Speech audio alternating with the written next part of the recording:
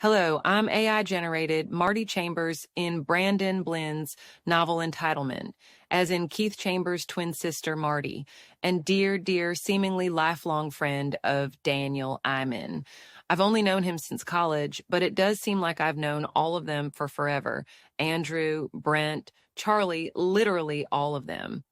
Along with Dexter, of course, who is my husband. And for the record, it's not so much that Daniel introduced me to Dexter. Rather, he was more the catalyst of us. Daniel, that is. I suppose you could say that it's because of Daniel that I met Dex, but he takes much more credit for it than is due him. What else can I say? I adore Daniel. I really and truly adore him. Mostly, I adore him. You really should ask him to tell you the anatomy story. That really fundamentally sums up everything about Daniel. His views on anatomy, his crazy, really out there views on anatomy.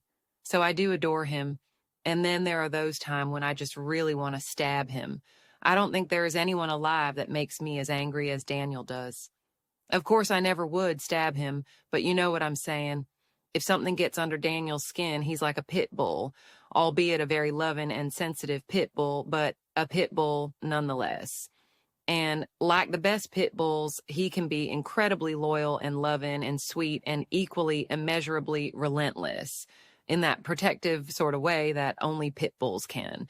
You know, that way that borders on, well, I actually don't have words for it. It was never intentional, my not introducing Daniel and Andrew to Keith. Keith was down in Princeton. We were in New York City. It wasn't calculated. It just was what it was. Simple as that.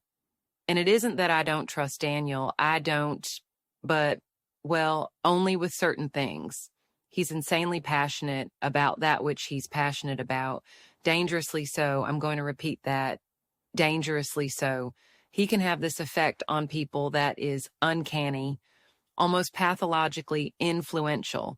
You know, when you're in his presence, if he's locked onto something or someone and your involvement will accelerate his ends, then you just best be on your best game, because he's got this thing about him that once he's got hold of something, he simply will not let it go.